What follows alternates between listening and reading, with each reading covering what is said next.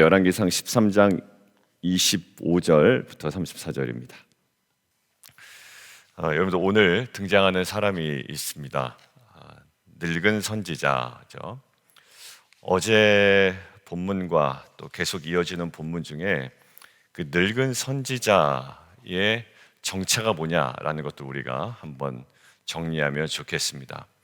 이 늙은 선지자는 누구를 속이죠? 하나님의 사람을 속입니다. 하나님께서 나에게 그렇게 말씀하셨다.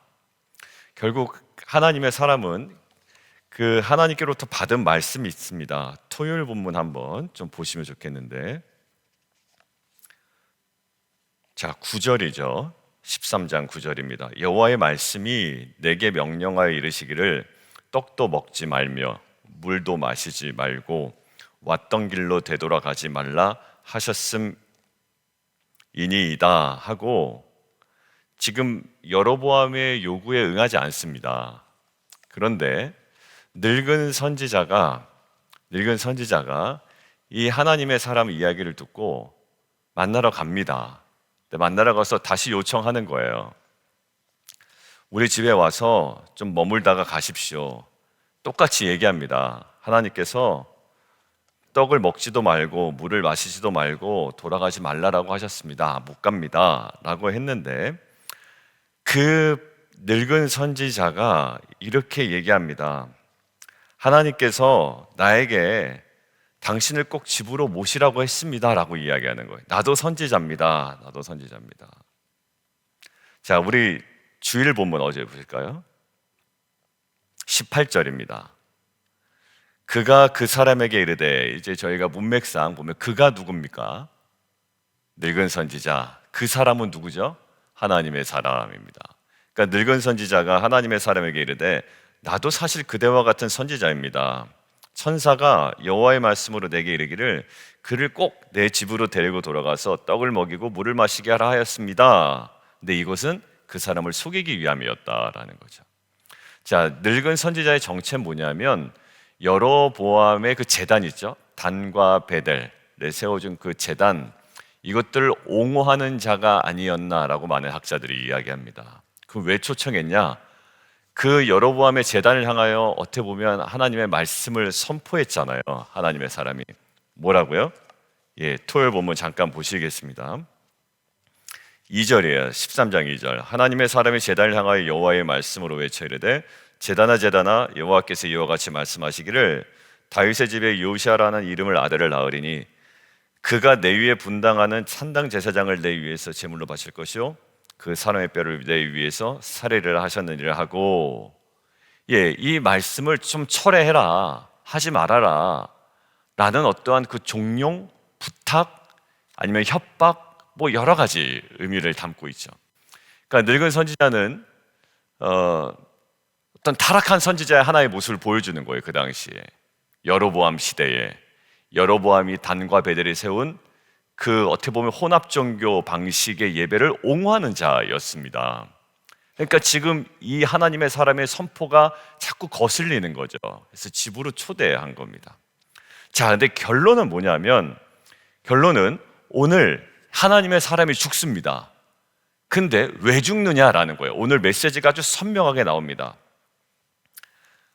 26절 밑줄 그어놓으실까요? 그 사람을 길에서 데리고 돌아간 선지자가 듣고 말하되, 이는 하나님의 말씀을 어긴 하나님의 사람이로다. 하나님의 사람을 무엇으로 설명합니까? 여호와의 말씀을 어긴 자다라는 거예요. 하나님의 사람이요, 갑자기 죽습니다. 그런데 그 죽는 이유가 아주 단순해요. 여호와의 말씀을 어겼어요. 그래서 여호와께서 그에게 하신 말씀과 같이 여호와께서 그를 사자에게 넘기심에 사자가 그를 찢어 죽였도다 라고 깨닫습니다. 오늘 중요한 메시지예요. 깨달아요. 하나님의 사람의 죽음을 보고 이 늙은 선지자가 깨닫습니다. 자기는 원래 여로보암의 그 방식과 그 제단과 그 예배를 옹호하던 자였어요. 오히려 하나님의 사람의 그 메시지를 철회해라, 아니다 라고 주장하고 싶었던 사람이었단 말이에요. 타락한 종교 지도자의 하나의 모습이었는데, 이 하나님의 사람마저도 하나님의 말씀을 어기니 하나님께서 말씀대로 죽이시더라 라는 이 사실을 통해서 깨달은 겁니다. 저는 이것들을 보고 출애굽기 4장의 모습이 생각이 나요. 그 모세를 보냅니다. 그리고 모세에게 이렇게 얘기하라는 거예요. 바로 앞에 가서 이렇게 얘기해라. 네가 내 말대로 내 백성을 보내지 않았기에 너 장자를 죽일 거다, 심판할 거다, 이 메시지를 전하라는 거예요. 그리고 모세가 그 길을 가다가 갑자기 아들이 죽게 됩니다. 그때 모세의 아내가 한 행동이 있어요. 갑자기 할례를 행하죠. 그래서 이거는 나의 피난편입니다 라고 이야기합니다. 갑자기 그 이야기가 출애굽기 4장에 들어가요. 근데 이게 왜 갑자기 들어가나? 근데 그게 세일해머라는 교수가 얘기하기를 그 구조 속에 명확한 메시지가 있다라는 거예요. 뭐냐면 모세가 전하려는 메시지 뭡니까? 바로에게 전하려는 메시지가 네가 내 말을 듣지 않았기 때문에 내가 네 장자 죽일 거야 라는 겁니다. 그런데 지금 거기서 예외가 있다 없다? 없다. 누구마저도 그 말을 전하는 모세마저도 예외가 없다라는 거예요. 할례를 행해야 하죠. 근데 아직 할례를 행하지 않았던 거예요. 죽게 됐습니다. 근데 재빠르게 할례를 행합니다. 그러니까 이것은 애굽을 향한 메시지일 뿐만 아니라 그 애굽에게 메시지를 전하려고 했던 모세에게도 적용되는 말씀이라는 거예요. 오늘 마찬가지입니다. 그 베델의 제단에 대해서 지금 선포했지 않습니까? 하나님의 사람이. 그런데 그 선포한 하나님의 사람마저도 하나님의 사람에게 임한 하나님의 말씀을 어길 때에는 하나님의 말씀대로 그도 예외가 아니었다는 사실을 이 늙은 선지자가 깨달은 겁니다. 그러니까 결국 늙은 선지자가 주목한 건 뭐냐면 하나님의 말씀은 이루어지는구나 라는 것들을 이 하나님의 사람의 죽음을 통해서 깨닫게 된 거예요. 자, 그 깨닫게 된 부분이 지금 이렇게 되어 있습니다. 32절입니다. 한번 읽어볼까요? 32절 시작. 여호와의 말씀으로 베델에 있는 제단을 향하고 또 사마리아 성읍들에 있는 모든 산당을 향하여 외쳐 말한 것이 반드시 이룰 것임이니라. 네, 맞아요. 여호와의 말씀으로 베델에 있는 제단을 향하고 사마리아 성읍에 있는 모든 산당을 향하여 외쳐 말한 것, 거기다 적어 놓으시면 되겠어요. 열왕기상 13장 2절입니다. 열왕기상 13장 2절에 외쳐 말한 것이 이루어지지 않거나 이루어지지 않아야 되거나 아니면 그 말을 철회해야 되거나 이렇게 지금 늙은 선지자는 이 모든 것들을 이끌어 가려고 그랬다고요. 그런데 결국 하나님의 사람마저도 하나님의 말씀대로 그것들을 죽음을 당할 수밖에 없고 하나님께서 말씀하신 것과 같이 사자에게 넘기셨던 이 장면을 통하여 아니다 깨닫게 됩니다. 결국 13장 2절에 하나님의 사람을 통하여 하신 말씀은 반드시 이루어질 거야 라는 것들을 깨닫습니다. 정말 이루어졌을까요? 열왕기 하 보겠습니다. 열왕기 하 23장입니다. 16절이에요. 같이 한번 읽겠습니다. 시작. 요시야가 몸을 돌이켜 산에 있는 무덤들을 보고 보내어 그 무덤에서 해골을 가져다가 제단 위에서 불살라 그 제단을 더럽게 하니라. 이 일을 하나님의 사람이 전하였더니 그가 전한 여호와의 말씀대로 되었더라. 이루어졌습니다. 요시야 왕 때 정확하게 하나님의 사람이 전하였던 여호와의 말씀대로 그대로 요시야 왕을 통하여 이루어집니다. 제가 성경 공부할 때 이 열왕기상 13장 왜 뜬금없이 늙은 선지자 이야기가 들어가나, 그리고 하나님의 사람은 왜 억울하게 죽음을 당하나 속았잖아요. 우리는 좀 뭔가 동정표를 주고 싶은 거예요. 이 사람 속은 사람 아니냐. 근데 오늘 이 장면을 통하여 그 사람은 속은 사람이다라는 메시지보다 어디에 포커스를 둡니까? 결국 속았든 자기가 자진해서 갔든 결국 하나님의 사람이 하나님 여호와의 말씀을 어긴 겁니다. 물도 마시지 말고 떡도 먹지 말고 되돌아가지 말라라는 그 말씀을 어겼고, 그도 그 말씀 앞에 예외가 될 수 없음을 늙은 선지자가 정확하게 깨달은 거죠. 그리고 13장 2절의 말씀은 결국 이루어진다. 우리 사랑하는 자녀들과 우리 성도들이 여러 가지 다양한 사건들이 있지만 결국 우리가 확신하는 것은 이것이 되기를 원해요. 여호와의 말씀은 반드시 이루어진다. 풀은 말라요, 꽃은 시들어요. 여기 예배 끝나고 이제 가다 보면, 이제 사모랑 같이 이렇게 차 타러 가다 보면 여기 빨갛고 하얗고 이렇게 좀 예쁘게 피어있던 꽃들이 있어요. 근데 그게 이제 다 지더라고요. 야, 이거 내년에나 볼 수 있네. 이제 제가 그랬던 거예요. 옆에서 한마디 하더라고요. 풀은 마르고 꽃은 시들어, 이렇게 얘기하더라고요. 맞아요. 근데 정말 영원한 것이 있고요. 보세요, 요시야 왕 때랑 차이가 얼마나 많이 납니까? 근데 하나님의 사람이 곧 선포한 그 메시지가 성취된단 말이에요. 그런데 저는 감사했던 건 이 늙은 선지자의 깨달음과 돌이킴이었어요. 그런데 잘 보세요. 오늘 그러지 않은 인물이 한 명 나오네요. 33절 같이 한번 읽습니다. 시작. 여로보암이 이 일 후에도 그의 악한 길에서 떠나 돌이키지 아니하고 다시 일반 백성을 산당의 제사장으로 삼되 누구든지 자원하면 그 사람을 산당의 제사장으로 삼았으므로. 34절 제가 읽습니다. 이 일이 여로보암 집의 죄가 되어 그 집이 땅 위에서 끊어져 멸망하게 되니라. 여러분들, 이것이 여로보암의 죄의 본질이었고요. 여로보암의 죄에서 빠져나올 수 있는 기회가 있음에도 불구하고 이 여로보암은 기회를 지금 다 놓치고 있습니다. 여러분들, 저는 여기가 이 표현이 너무 선명하게 들어와요. 이 일 후에도. 그러니까 앞에 열왕기상 13장이 누구를 위한 메시지였는가가 명확하게 나오죠. 1차적으로 누구를 위한 메시지였고 누구를 위한 이야기였고 누구를 위한 이 모든 스토리였습니까? 여로보암 깨달으라고, 좀 알아먹으라고 했는데 여로보암이 이 모든 일을 들었어요. 누구는 압니까? 하나님의 사람하고 만난 적 있죠. 토요일 본문, 하나님의 사람과 여로보암이 만난 적 있죠. 여로보암이 직접 초청했죠. 우리 집에 와서 좀 머물다가 가라고, 내가 당신에게 예물을 주겠다고. 근데 하나님의 사람이 이렇게 얘기했죠. 나는 물도 마시지 않고 떡도 먹지 않고 되돌아가지 않아야 됩니다. 여호와의 말씀이 그렇게 내게 임했기 때문입니다. 그것을 경험했어요. 근데 그랬던 사람이 죽었대요. 왜 죽었냐 물어봤더니 속았든 어찌됐든 그 사람이 그 말씀을 어겼대요. 그래서 그에게 임한 여호와의 말씀대로 그가 죽임을 당했다라는 거예요. 그럼 여로보암이 좀 깨달아야 되잖아요. 나도 하나님께서 내 왕위를 하나님께서 주셨는데, 그리고 다윗처럼 그렇게 명령과 규례를 지키면 내 왕권이 정말 영원할 것인데 그렇지 않으면 안 돼 라고 이 말씀이 임했잖아요. 그런데 전혀 깨닫지를 못하는 겁니다. 저는 거기서 전혀 깨닫지를 못했다라는 하나의 좀 우리 안에 나타나는 모습들이 하나 있어요. 표현이 거기 저는 박스를 해놨는데요. 다시예요. 다시는 뭡니까? 이전에는 그랬을 줄 몰라요. 그거를 그냥 내버려둔 정도가 아니라 다시 또 반복하여. 말씀 묵상을 해도 사실 변화없는 우리들의 모습이 여로보암의 모습인 것 같아요. 근데 심지어 어떻게 합니까? 또다시 그렇게 합니다.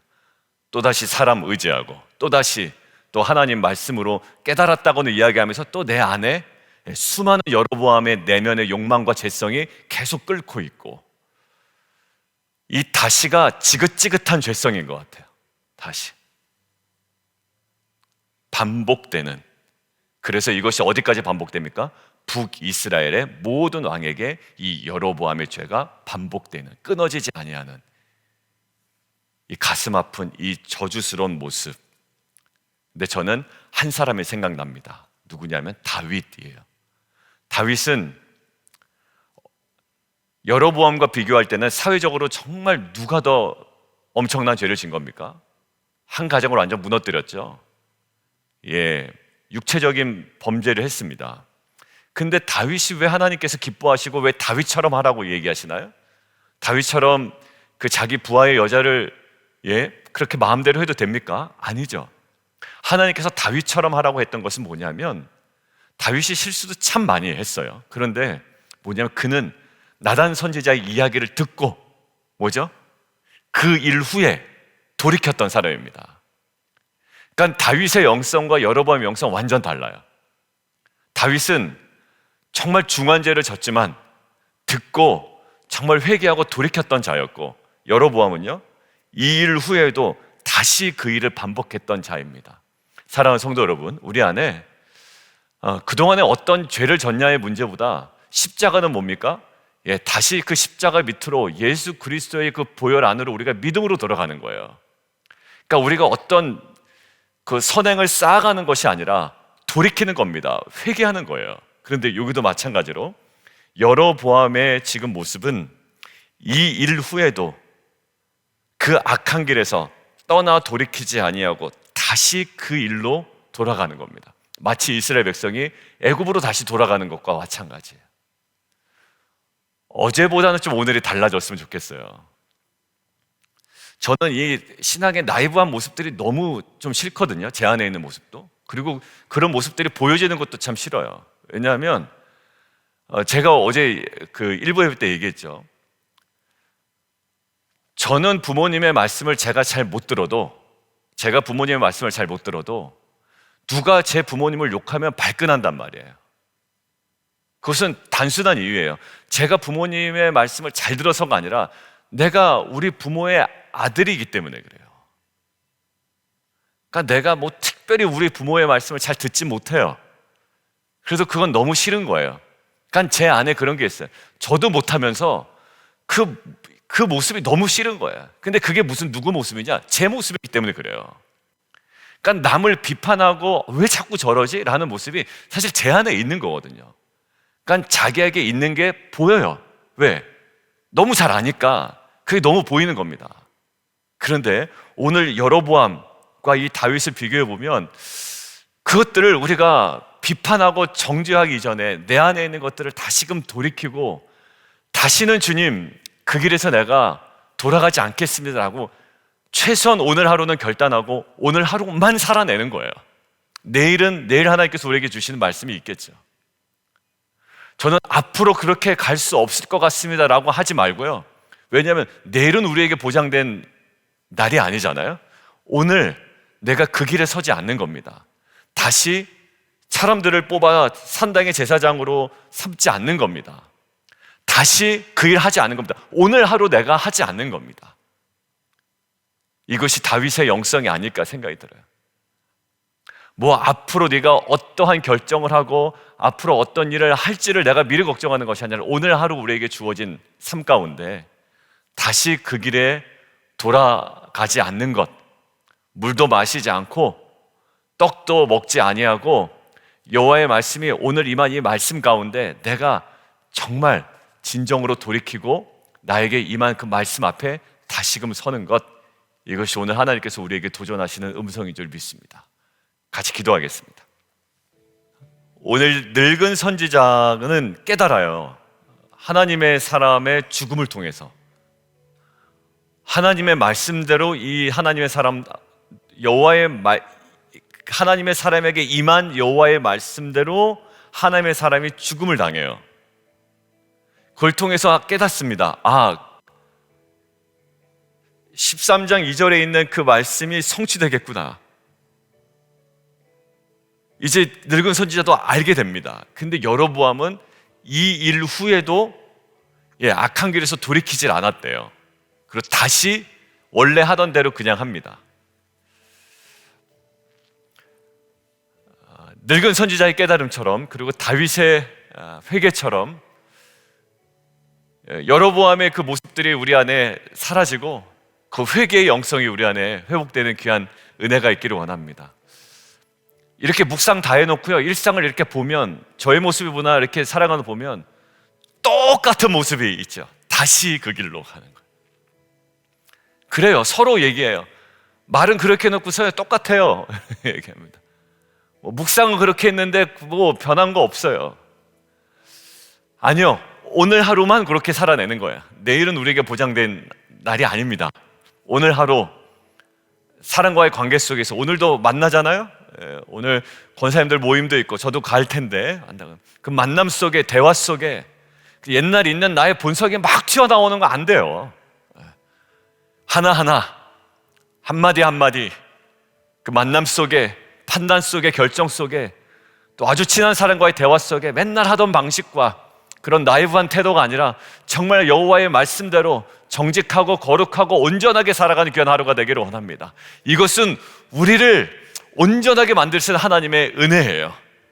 그 은혜 속에 우리가 온전히 머무는 귀한 한 날 되게 하여 주옵소서. 우리 함께 기도하며 나아가도록 하겠습니다.